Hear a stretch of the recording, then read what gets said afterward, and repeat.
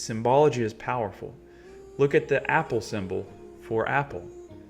You think about that, you think about a great product.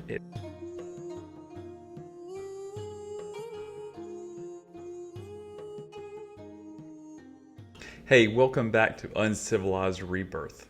Have you ever wished that you could create a new version of yourself without the baggage of everything that you've collected in your life? As in traumas, triggers, and ways that you wish you weren't? Well, today I'm going to go into a little bit about symbology and how you can use that on your healing journey and actually create a new personality. The way you do that is, in a practical application, is you create a character sheet. And basically what this character is the highest version of yourself. And in the highest version of yourself, you had the perfect upbringing, you had everything validated, you were taught lessons at the perfect time, your parents used absolute wisdom, restraint, the correct amount of pressure here and there, and just gave you the ultimate childhood. Not spoiling you, not abusing you, but that perfect in between where the brain is programmed in the most perfect way. Is that impossible? I don't know. I don't know if it's impossible. Is it improbable? I don't know if it's improbable.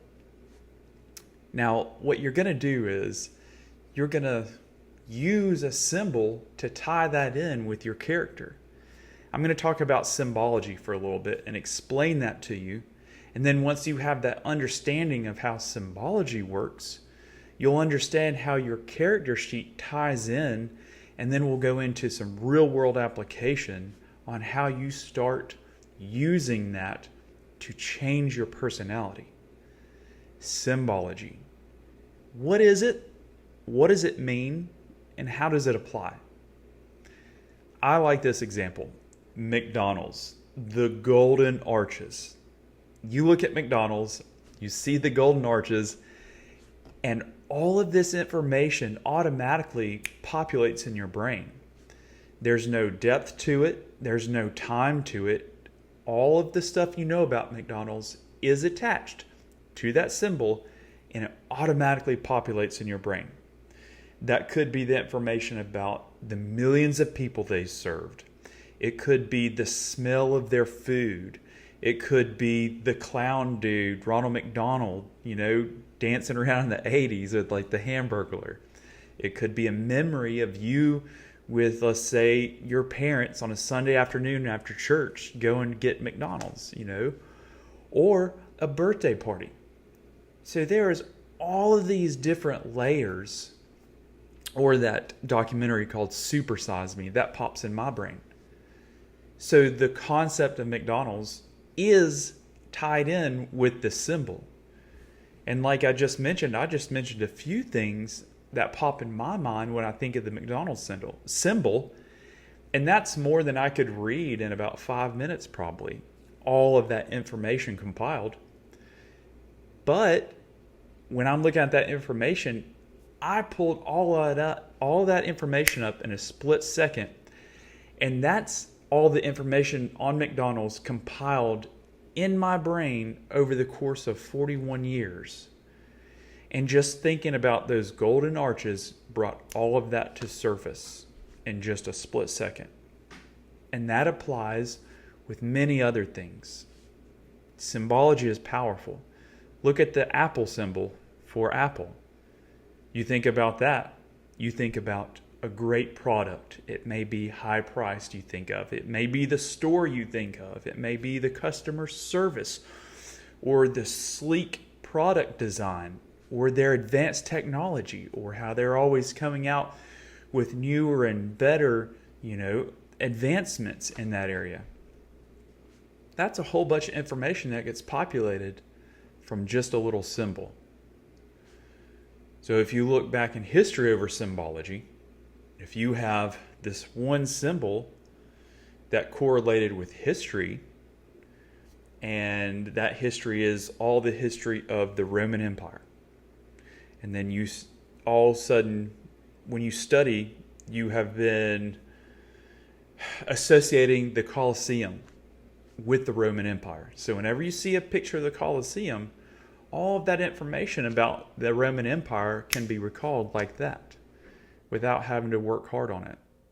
How does this apply to your character sheet and creating a new personality? Here's how that happens. You create your own symbol. It needs to be a circle and then something simple in the middle. A brand new symbol that has no association with any concepts of anything in this world. So whatever ideas and concepts are associated with this symbol are going to be fresh and new. And like we already mentioned, when you think of a symbol that's associated with all this information, it automatically populates.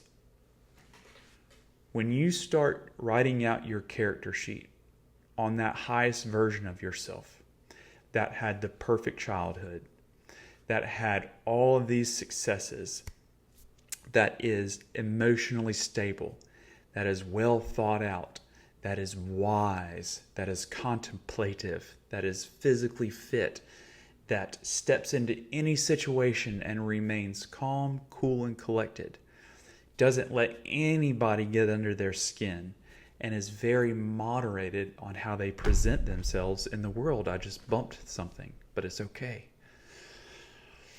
So these are qualities in the highest version of a person, and I don't see why anybody would not want those qualities for themselves. You might add in there easygoing, very talkative, just whatever you want that personality to be. And as you're writing out this personality, what you're doing is you're looking at that symbol created. And the only times you look at that symbol is when you're looking at your character sheet. And guess what? I'm going to bump it again. And every time that you associate that character sheet with that symbol, they're getting enmeshed, which means that all of the information on that character is tied into that symbol. That symbol is tied into that character at the core. It can't mean anything else to you. So when you start thinking of that symbol, all of the information on your character is going to populate. And I encourage you to go in depth on your character sheet or in your imagination. It works just as well to imagine your symbol and then imagine the highest version of yourself. Because we can't really write out a feeling on paper, but we can feel it of like, man, that would be a great feeling. And you begin to associate that symbol with that feeling and that symbol with the highest version of yourself. How do you apply that practically? Well, how many times in life do we go to do something and we remember somebody told us something? Or we remember how somebody taught us to do something? Or we remember somebody saying something? And then we use that information that we had gathered from the past to dictate our current conduct, which then becomes part of our character reel. Well, here's where you take control of your personality and who you are becoming. Let's say you step into a situation, or you're about to step into a high-stress situation in about 2 or 3 days. This is the perfect time to sit down and write down on paper exactly how your character is going to conduct themselves when they step into that situation. And you look at your symbol after you read it.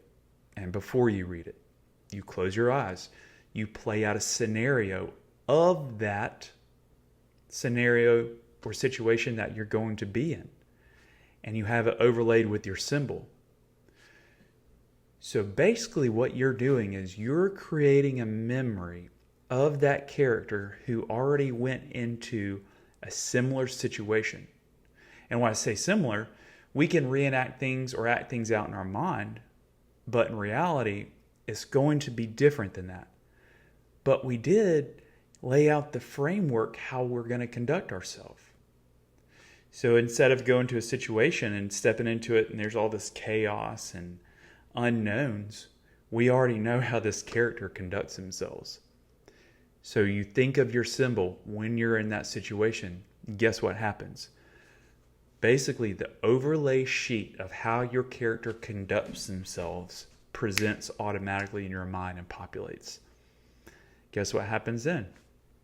You step through that situation as the character that you've been planning. Basically, you're referring to how you taught yourself how to conduct yourself in this situation. So you're tricking your subconscious into believing that it's a different version of you, which is a better version. Let's say in the past, in that situation, we saw somebody freak out and be incredibly unprofessional in that situation you're about to go through. Well, that's the only framework on a subconscious level that you have to navigate that situation. Now you have the chance to plan it out yourself. And here's how you practically apply that. When you step into that situation, you take a very, very deep centering breath. You tighten your core, and at the base of your brain and the tippity top of your spine, you draw your symbol. What you're doing is you're supercharging energy to your symbol. You're controlling your awareness. You're controlling your energy. You're controlling your imagination. And guess what happens when you draw your symbol? Your whole character populates automatically in your brain.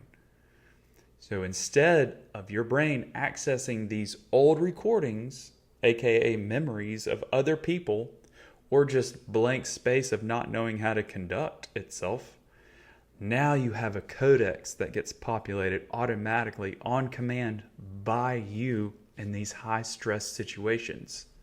I'm going to look at my notes. And this works so well in many different situations. And what happens is, as you start playing and showing yourself how to conduct yourself in these situations, your character reel starts getting programmed by that program that you're inserting every time you step into these situations. In conclusion, I'm reading my note right now.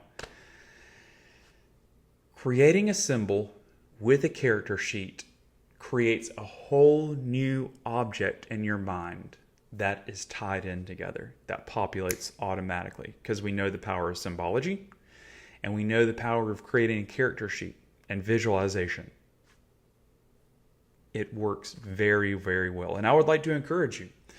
Let's say, for example, you have PTSD from, and this is one of my examples for me personally, from being in the war, from being on, let's say, on convoy and being around a lot of IEDs or on combat patrol. Well, that creates a reel in your mind of just stress, all this stuff being activated, processes. Well, when I'm able to look at my symbol, my character sheet populates of how I conduct myself in these situations now. So now I'm not allowing my brain to access old programming that is no longer applicable. I'm putting in my own programming and I'm reprogramming my character reel in real time. It's that simple. I think this process is, and I know it is highly effective for healing, character change, and moving into a whole different reality. Why is that? Because the people that knew you the way you were usually do not stay around when you start changing for the better and becoming a better version of yourself. And I'm going to end it with that. I hope you enjoyed this. I hope you gained some insight out of this. If you have any questions, please leave them below. I look at my notes and I start saying words wrong. I'm trying to structure my videos better to deliver this concept to you better.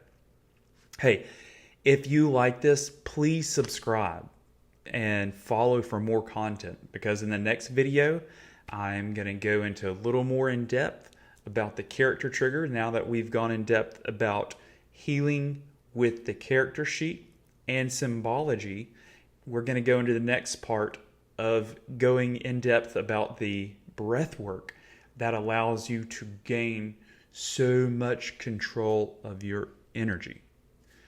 Good times. I'm looking over here to press the stop button.